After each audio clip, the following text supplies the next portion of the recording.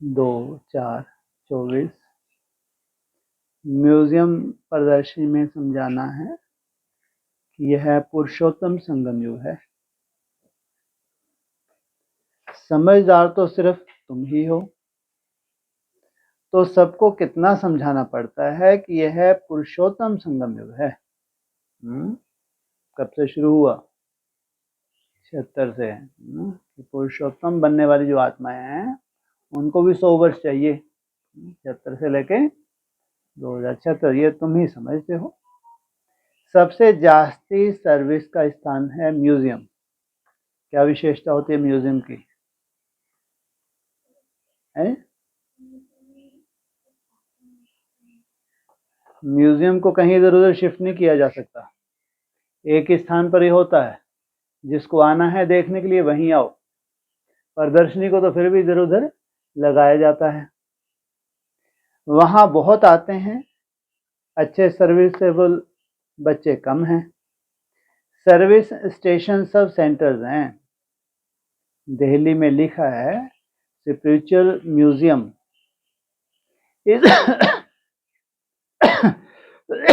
इसका भी ठीक अर्थ नहीं निकलता है।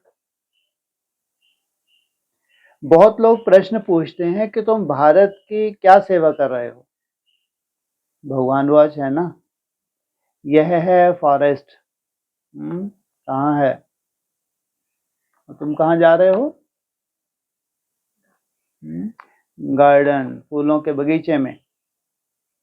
तुम इस समय संगम पर हो, ना हो फॉरेस्ट में और ना गार्डन में, बीच में हो। ना ही कार्डनों का जंगल भी नहीं है, अभी खिले हुए अभी फूल भी नहीं है। अब गार्डन में जाने का पुरुषार्थ कर रहे हो। तुम इस रावण राज्य को राम राज्य बना रहे हो। तुमसे प्रश्न पूछते हैं, इतना खर्चा कहाँ से आया? बोलो। हम बेके ही करते हैं। राम राज की स्थापना हो रही है। तुम थोड़ा रोज आकर समझो कि हम क्या कर रहे हैं, हमारी एम ऑब्जेक्ट क्या है। वो लोग सॉवरेंटी को मानते नहीं, इसलिए राजाओं की राजाई खत्म कर दे। इस समय वो भी तमोप्रधान बन पड़े हैं, इसलिए अच्छे नहीं लगते। उन्हों का भी ड्रामा अनुसार दोष नहीं है। जो कुछ ड्रामा में होता है वह हम पार्ट बजाते हैं। कल्प कल्प बाप द्वारा स्थापना का यह पार्ट चलता है। खर्चा भी तुम बच्चे ही करते हो अपने लिए।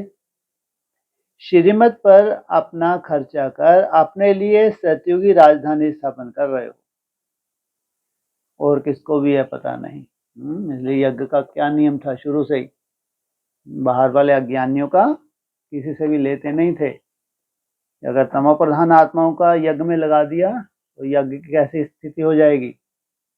हाँ, इसलिए यज्ञ में उन्हीं का लगना चाहिए जो रेगुलर स्टूडेंट्स हैं, धारणा वाले स्टूडेंट्स हैं।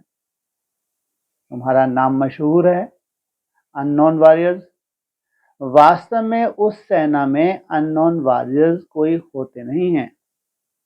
सिपाही लोगों का रजिस्टर रहता है।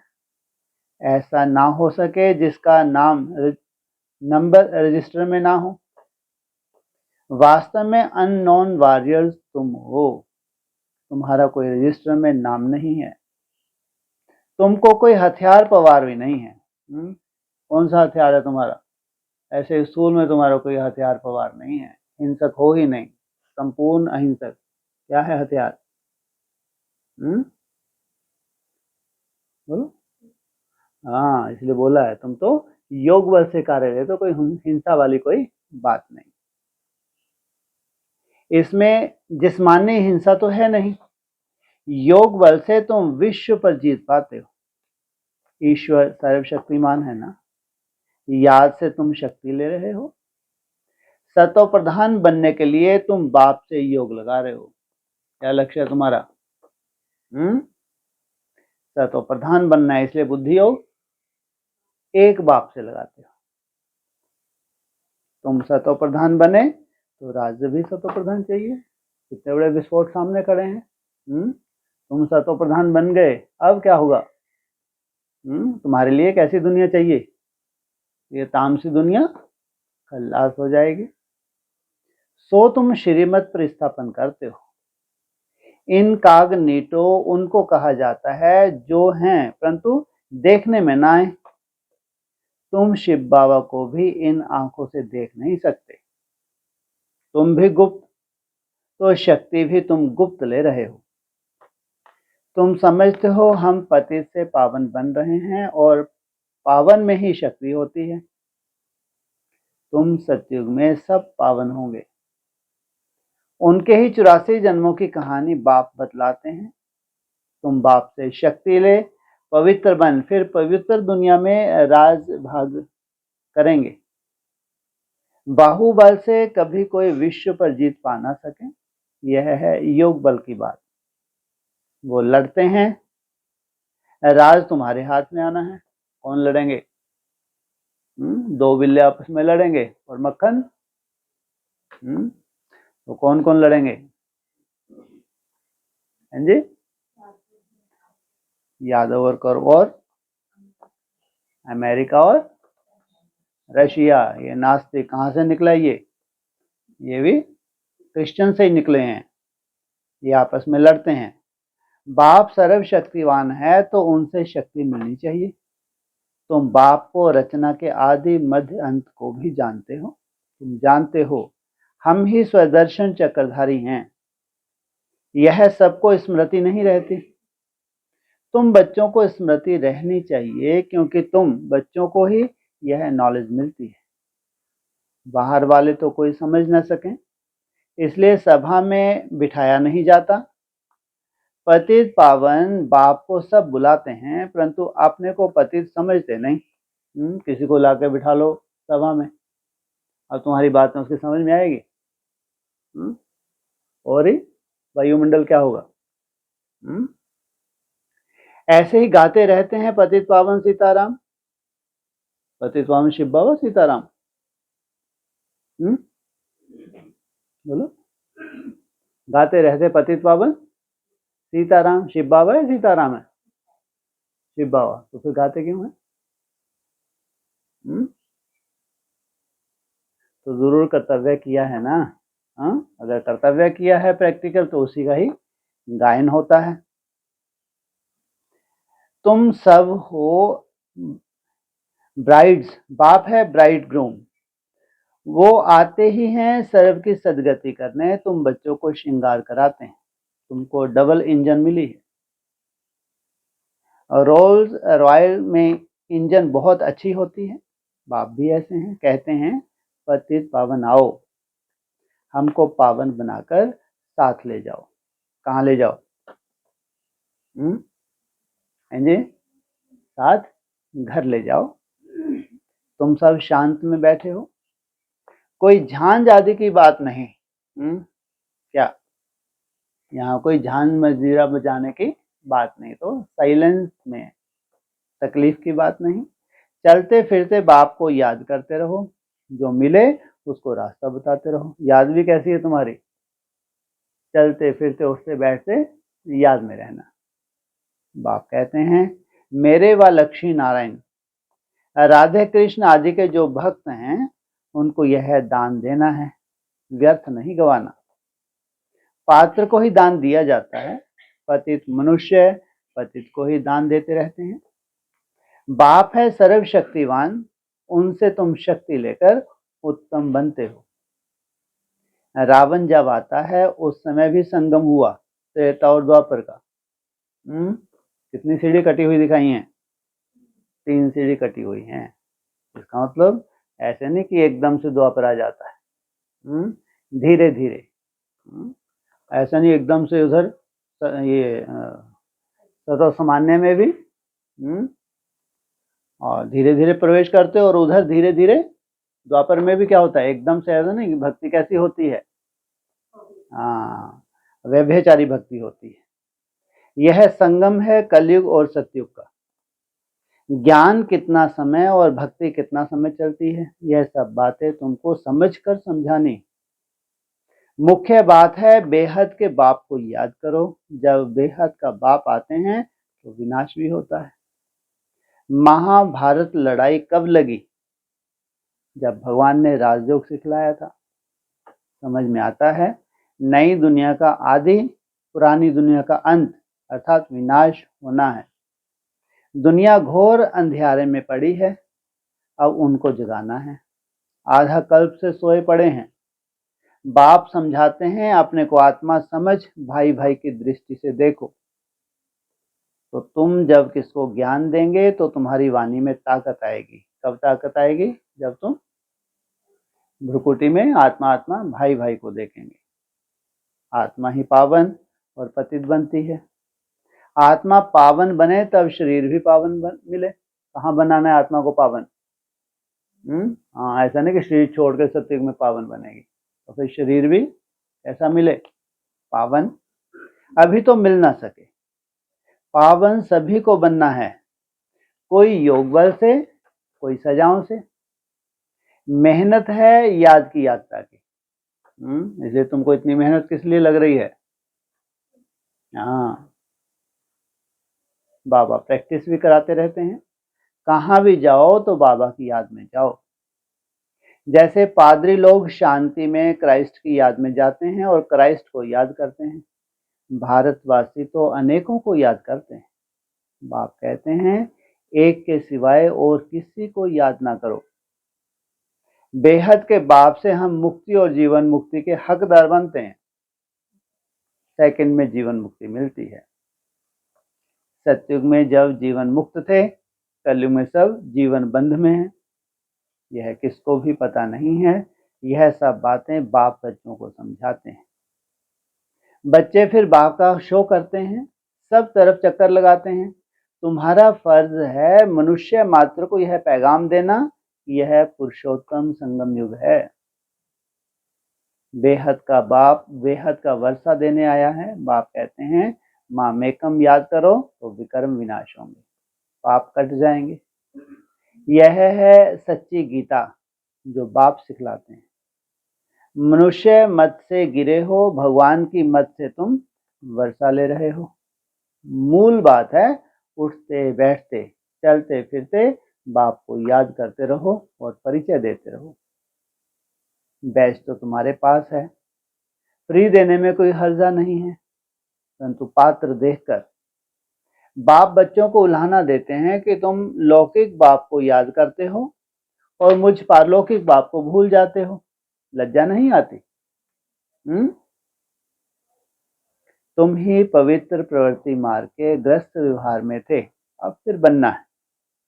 तुम हो भगवान के सौदागर। अपने अंदर देखो, बुद्धि कहाँ भटकती तो नहीं है। बाप को कितना समय याद किया? बाप कहते हैं और संग तोड़ एक संग जोड़ो। भूल नहीं करनी है। यह भी समझाया है भाई भाई की दृष्टि से देखो, तो देह नहीं देखेंगे, दृष्टि बिगड़ेगी नहीं। मंजिल है ना। यह ज्ञान अभी ही तुमको मिलता है। भाई भाई तो सब कहते हैं, परंतु कहते हैं ब्रदरहुड। यह तो ठीक है, परम पिता परमात्मा की हम संतान हैं, फिर यहाँ क्यों बैठे हो? बाप स्वर्ग की स्थापना करते हैं तो ऐसे ऐसे समझाते उन्नति को प्राप्त करते रहो। बाप को सर्विसेबल बच्चियां बहुत चाहिए। सेंटर खुलते जाते हैं, बच्चों को शौक है, समझते हैं बहुतों का कल्याण होगा, परंतु टीचर संभालने वाली भी अच्छी महारथी चाहिए। टीचर भी नंबरवार हैं। बाबा कहते हैं जहां लक्ष्मी नारायण का मंदिर हो, शिव का मंदिर हो, गंगा का कंठा हो, जहां बहुत भीड़ होती है वहां सर्विस करनी चाहिए। समझाओ। भगवान कहते हैं काम महाशत्रु है। तुम श्रीमत परमान सर्विस करते रहो, यह तुम्हारा ईश्वरीय परिवार है। यहाँ 7 रोज भट्टी में आकर परिवार के साथ रहते हो। तुम बच्चों को बहुत खुशी होनी चाहिए। बेहद का बाप जिससे तुम पद्मा पदम भाग्यशाली बनते हो। दुनिया जानती नहीं कि भगवान भी पढ़ा सकते हैं। यहाँ तुम पढ़ते हो तो तुमको कितनी खुशी होनी चाहिए। हम ऊंच से ऊंच जाने के लिए पढ़ रहे हैं। कितना ऊंच जाना है? हम ऊंच से ऊंच जाने के लिए पढ़ रहे हैं। कितना ऊंच जाना है? हैं जी? बाप सुना, कौन सा बाप? हाँ, परम धाम। इतना ऊंच जाना है। कितना फ्रॉक दिल होना चाहिए। बाप के ऊपर तुम कर्ज चढ़ाते हो। ईश्वर अर्थ जो देते हो दूसरे जन्म में इसका रिटर्न लेते हो ना।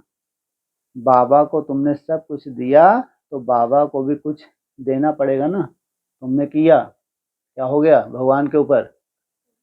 तो सोचो, फिर अपना कर्ज चुकाएगा नहीं चुकाएगा? मैंने बाबा को दिया, यह कभी ख्याल नहीं आना चाहिए। बहुतों के अंदर चलता है, हमने इतना दिया, हमारी खातिर क्यों नहीं हुई? तुम चावल मुट्ठी देकर विश्व की बादशाही लेते हो। बाबा तो दाता है ना। राजाएं रॉयल होते हैं। पहले पहले जब मुलाकात होती है तो हम नजराना देते हैं।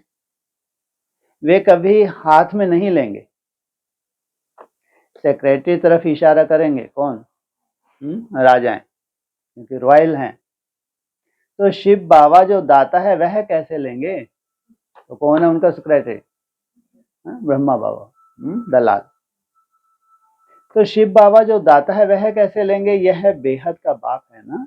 इनके आगे तुम नजराना रखते हो, परंतु बाबा तो रिटर्न में 100 गुना देंगे। तो मैंने दिया, यह ख्याल कभी नहीं आना चाहिए। हमेशा समझो हम तो लेते हैं, वहां तुम पदम पति बनेंगे। तुम प्रैक्टिकल में पद्मा पदम भाग्यशाली बनते हो। बहुत बच्चे फ्रॉक दिल भी हैं, तो कोई मनहूस भी हैं, कंजूस भी हैं, समझते ही नहीं हैं। पद्मा पदम पति हम बनते हैं, हम बहुत सुखी बनते हैं। जब परमात्मा बाप गैर हाजिर है तो इनडायरेक्ट अल्पकाल के लिए फल देते हैं। जब हाजिर है तो 21 जन्म के लिए देते हैं। यह गाया हुआ है। शिव बाबा का भंडारा भरपूर। देखो, ढेर बच्चे हैं, किसको भी यह मालूम नहीं है कि कौन क्या देते हैं। बाप जाने और बाप की गोत्री जाने। जिसमें बाप रहते हैं बिल्कुल साधारण है। गुड़ जाने, गुड़ की गोत्री जाने। इस कारण बच्चे यहाँ से बाहर निकलते हैं तो वह नशा गुम हो जाता है। ज्ञान योग नहीं तो खिटखिट चलती रहती है। अच्छे अच्छे बच्चों को भी माया हरा देती है। माया बेमुख कर देती है। किससे? बाप से बेमुख कर देती है। शिव बाबा जिसके पास तुम आते हो उनको तुम याद नहीं कर सकते हो। अंदर अथाह खुशी होनी चाहिए। वह दिन आया आज। कौन सा? जिसका लंबे समय से था इंतजार, जिसके लिए कहते थे आप आएंगे तो हम आपके बनेंगे। भगवान आकर एडॉप्ट करते हैं तो कितना खुश नसीब कहेंगे। किनको? जो एडॉप्ट होते हैं वो कितने भाग्यशाली हैं। कितना खुशी में रहना चाहिए, परंतु माया खुशी गंवा देती है। अच्छा, मीठे मीठे से खिले बच्चों प्रति माता पिता बाप दादा का याद प्यार। Good morning. रूहानी बाप की रूहानी बच्चों को